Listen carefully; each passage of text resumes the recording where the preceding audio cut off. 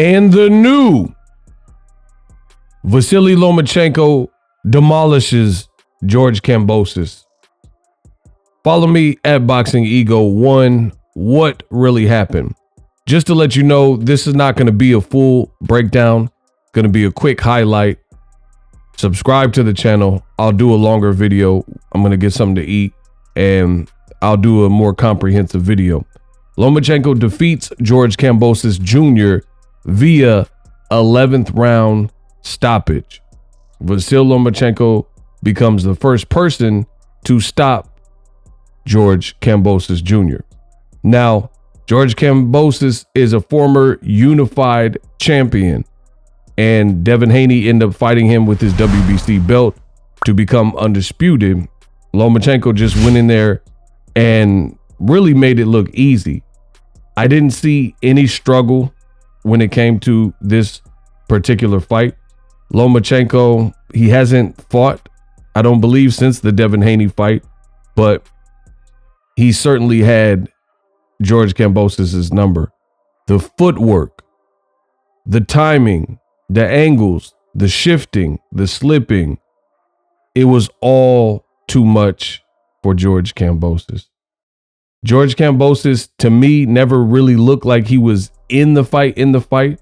He was more so befuddled. He was puzzled. He was searching for, answers and really, to me, fighting off fumes, like just instinct, because he is, of course, a fighter. Lomachenko pretty much had his number. Now, Lomachenko also started this particular fight a lot quicker than he normally does. If you look at fights like Jermaine Ortiz and Teofimo Lopez, even the Devin Haney fight, when he was fighting bigger American fighters, he kind of took his time, and some would even say he took too much time in those particular fights, and he was off to kind of a slow start, and then he turned it up on those boys in the later rounds. This, I don't think he really respected Kambosos, his craft, and he came out aggressive.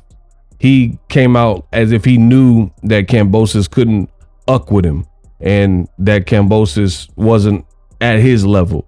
So he just came out exceptionally fast and got to work.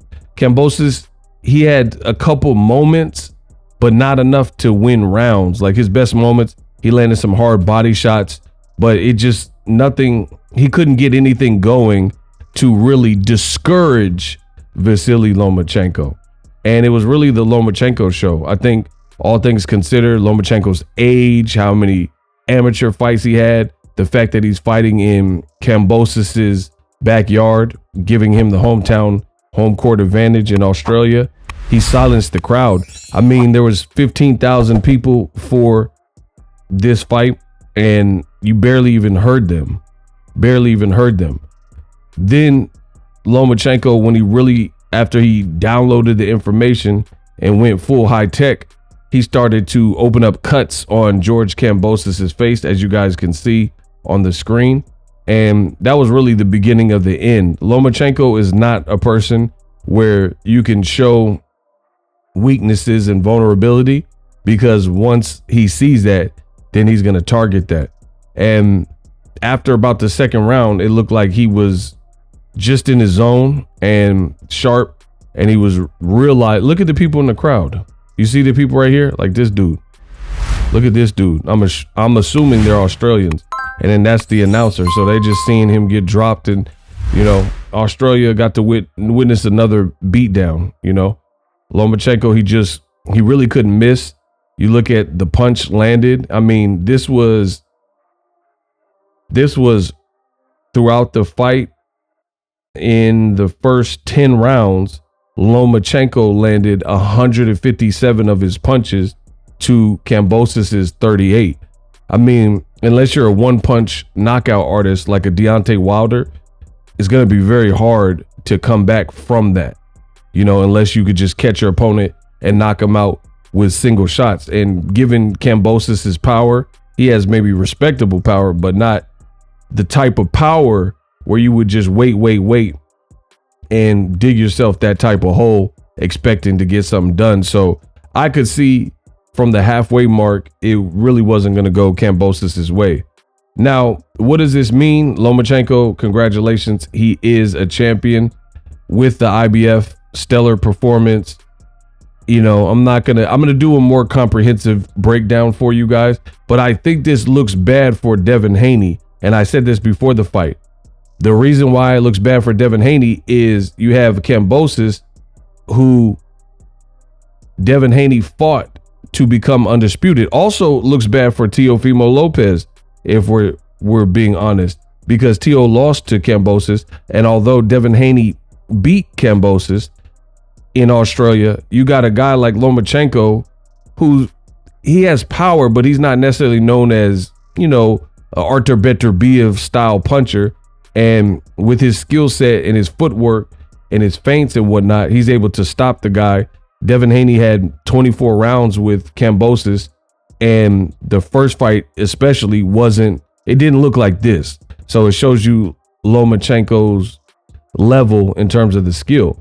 Now, Devin did fight both these guys, Lomachenko and Kambosos. However, the guy that Lomachenko just stopped and became the first person to stop, Devin went 24 rounds with to become undisputed. So you kind of have to look at that undisputed run as like, was this the greatest undisputed run? And then he did fight and beat Lomachenko. But if you ask around, people are split as to who really won that particular fight. So I don't think Devin Haney's lightweight run has aged so well. It's aged more like milk as opposed to wine. And I told you, depending how this fight, since it was the leftovers, it would kind of determine how that is viewed. And then now, fast forward to the future, Devin Haney loses bad to Ryan Garcia. So he's kind of in no man's land. And I know some people are saying like, oh, Devin and Loma should run it back. But I really don't think Lomachenko can.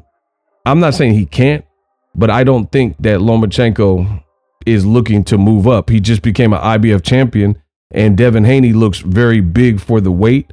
So I really don't see a rematch happening. So at this point, people are going to just be wondering, you know, stuck wondering like and arguing what happened in that first particular fight.